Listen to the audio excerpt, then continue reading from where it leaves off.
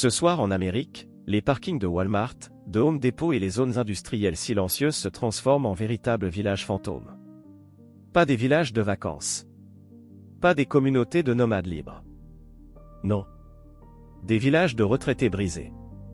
Des gens qui ont tout fait comme on leur a demandé, travaillé 40 ans, payé des impôts, contribué, élevé des enfants, et qui dorment maintenant dans des fourgons, des pick-up, des vieux camping-cars. Pas par choix. Par abandon. Plus de 200 000 seniors, anciens profs, anciens infirmiers, anciens camionneurs, anciens ouvriers d'usine, vivent aujourd'hui dans des véhicules, dispersés dans un pays qui refuse de regarder ce qui se passe juste devant lui. Les villes essaient de sweeper, de déplacer, de masquer ce qui dérange. Mais cette stratégie ne règle rien. Elle coûte des milliards. Et elle détruit des vies à un rythme que personne ne veut mesurer. Ce n'est pas de la paresse. Ce ne sont pas de mauvaises décisions. C'est un calcul, une équation brisée qui condamne tout un PAN de la population. Et une fois que tu vas comprendre cette équation, tu ne verras plus jamais la retraite, ton avenir, ou même l'Amérique, de la même façon. On commence par le chiffre qui tue. 1097 $. C'est le montant moyen d'une pension Social Security. Ça semble juste suffisant, jusqu'à ce qu'on fasse le calcul réel du coût de survie. Medicare par B, 174 $. Medicare par D, 40 à 60 $. Assurance complémentaire, 150 à 4 cents $. Avant même d'acheter à manger, avant même d'allumer une lumière, avant même de payer un toit, 600 $ ont disparu. Il reste environ 1300 $ pour vivre dans le pays le plus cher du monde. Trouve un appartement à moins de 1000 $ avec un revenu fixe. Impossible. Et l'exécution silencieuse commence là. Medicare ne couvre pas les dents. Ne couvre pas la vue. Ne couvre pas l'audition. À 70 ans, ce n'est pas du confort, c'est de la survie. Et puis il y a les médicaments. Le renewal, le moment où la couverture s'arrête et où les seniors doivent payer plein tarif, souvent 8 cents à 1200 $ par mois pour rester en vie. Une seule visite aux urgences, 3000 $. Un trajet en ambulance, 2000 $. Un petit problème de santé devient une catastrophe financière qui détruit plusieurs mois de budget en une après-midi. Alors les seniors commencent à puiser dans leurs économies. Ensuite, ils puisent dans la seule chose qui leur reste, leur maison. Cette maison achetée dans les années 80 pour 60 000 $, et qui aujourd'hui génère 8 000 à 12 000 $ de taxes foncières annuelles. Leur pension ? 2 000 $. Leur Social Security ? 1400. Et un tiers de leur revenu part en impôts, sur une maison déjà payée. Le rêve américain est devenu un piège mathématique. Beaucoup tiennent jusqu'au moment où tout bascule, un toit à réparer, une chaudière qui lâche, une assurance qui triple. Les factures gagnent. Eux abandonnent. Ils vendent leur maison avant la saisie. Ils récupèrent 120 000, parfois moins, et achètent un RV en pensant tenir quelques années. Mais un RV n'est pas une solution. C'est un compte à rebours. Trousse de secours, pneus, réparation, entretien du moteur. L'argent s'évapore. En 18 mois, il n'y a plus rien. Juste un véhicule qui vieillit, un corps qui lâche, et un pays qui détourne les yeux. Ces gens, ce ne sont pas des inconnus. Ce sont nos parents, nos voisins, notre futur nous. Et chaque soir, ils roulent jusqu'à un parking pour se cacher. Parce qu'en Amérique, la pauvreté ne doit pas être vue. Si tu regardes cette vidéo et que tu crois que cela ne te concerne pas, regarde encore. Cette crise avance comme une marée. Elle touche déjà des millions. Elle pourrait te toucher demain. Commente la ville où tu vis et dis-moi, les seniors y survivent-ils, ou y disparaissent-ils? Abonne-toi, parce que dans la partie suivante, tu vas découvrir comment l'inflation, l'assurance santé et les impôts créent une bombe à retardement qui pourrait exploser sur toute une génération.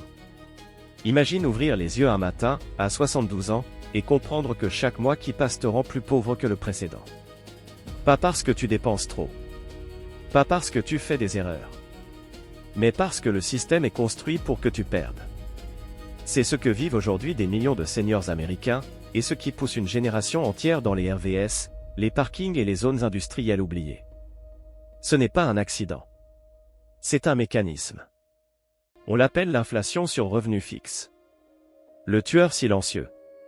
Pendant que les prix explosent, les revenus des seniors, eux, restent figés dans un passé qui n'existe plus.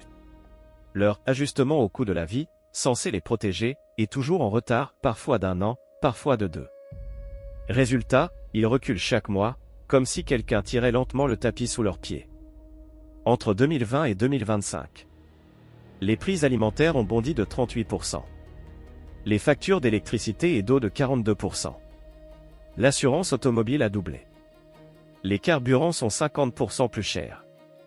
Et les médicaments continuent d'augmenter même quand Medicare prétend protéger. Pendant ce temps, les pensions n'ont augmenté que de 12%. Tu vois l'écart? Ce n'est pas une différence. C'est une hémorragie. Et cette hémorragie oblige les retraités à faire des choix que personne ne devrait faire à cet âge. Prendre un médicament sur 2. Sauter un repas. Réduire le chauffage. Éviter le médecin. Repousser une douleur tant que ce n'est pas fatal. Des choix qui les tuent. Littéralement. Dans une RV, ce calcul devient un combat quotidien. Tu veux refroidir ton insuline, impossible sans propane ou électricité. Tu veux rester au chaud la nuit, chaque heure coûte quelques dollars de chauffage. Tu veux cuisiner, tu consommes du gaz que tu n'as pas les moyens de remplacer. Alors tu commences à compter tout. Les kilomètres, les repas, les litres, les degrés.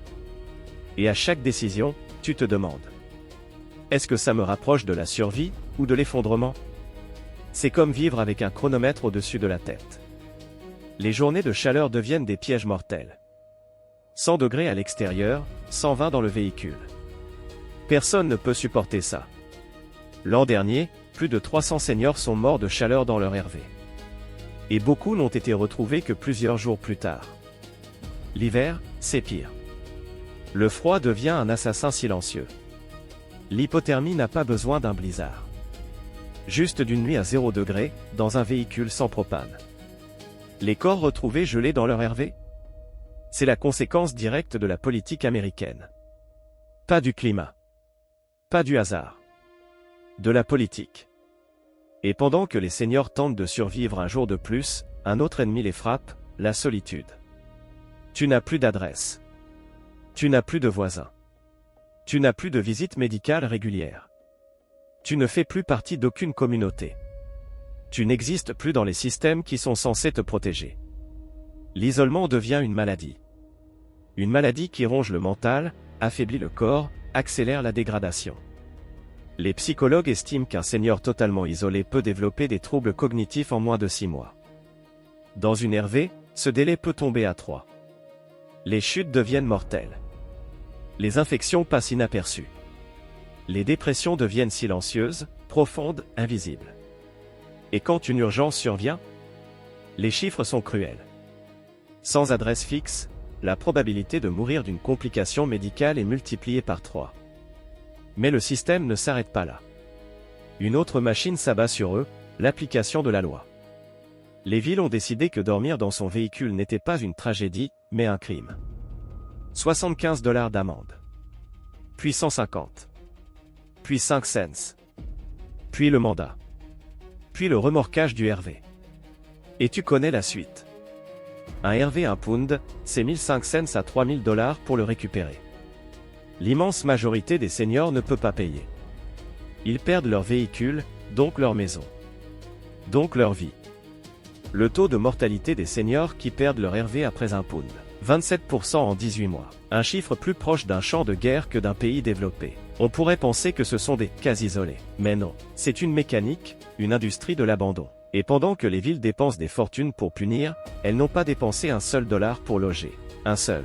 0. Si ce que tu viens d'entendre te choque, alors imagine ce qui arrive. La révélation des programmes qui fonctionnent, la preuve que des solutions existent, et la question qui tue.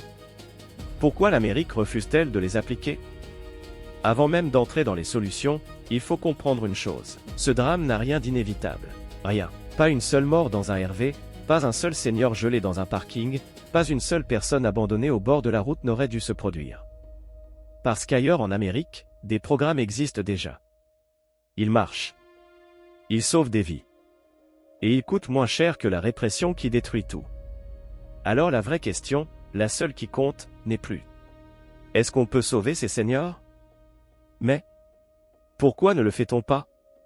Commençons par l'un des modèles les plus efficaces du pays. Barbara SRV Sanctuary à Casa Grande, Arizona. Un endroit minuscule, perdu au milieu du désert. Et pourtant, un endroit où des vies cessent de s'effondrer.